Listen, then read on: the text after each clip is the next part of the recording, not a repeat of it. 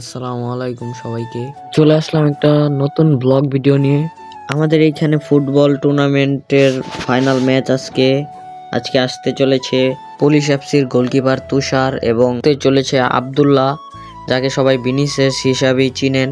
পুরো ভিডিওটা দেখুন, তাহলে বুঝতে পারবেন আজকে কে জিততে চলেছে।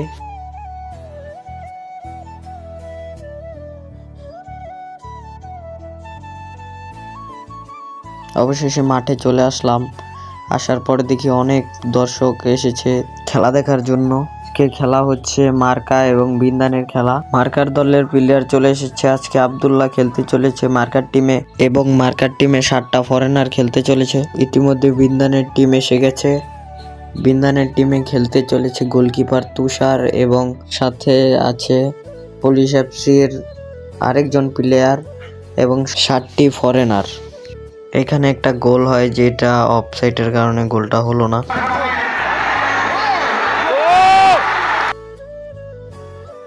ওদের ভিতরে এই জায়গায় সব দর্শকের ভিতরে এই একটা খেলোয়াড়ই ছিল যে সবচেয়ে বেশি লম্বা, আর মার্কারা তো খুশি গোলটা হয় নাই দেখা। আমরা এখানে একটা উঁচা দেওয়ালের উপরে বৈশা খেলা দেখতেছিলাম। এখন খেলার ফলাফল 0-0 হওয়ার কারণে পেনাল্টিতে চলে যায় ম্যাচ। তো চলো দেখা যাক পেনাল্টি কারা জিতে, মার্কা নাকি বিন্দান।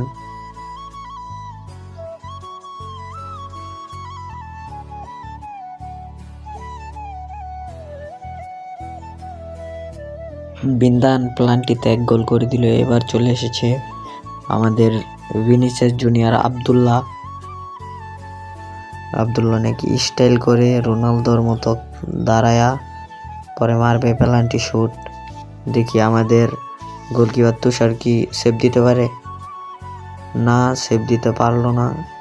বিন্দান 1 মারুকা 1।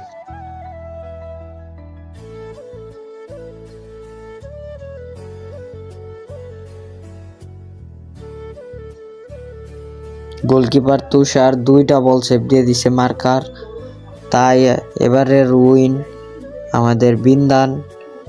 আর অনেক দর্শক হয়েছে, দেখেন মাঠের দিকে তাকাইলেই বুঝতে পারবেন। আর আমি যা দেখার জন্য এসেছিলাম তাও আমার মনের আশা পূর্ণ হয়েছে।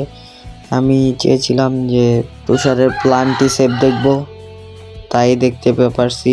তো যার ভিডিওটা ভালো লাগছে তারা সাবস্ক্রাইব করে দিবেন, লাইক করে দিবেন, ফলো করে দিবেন যেইখানেই পান। আজকের মতো বিদায় নিচ্ছি, এরপরের ভিডিওতে দেখা হবে ইনশাআল্লাহ। আসসালামু আলাইকুম।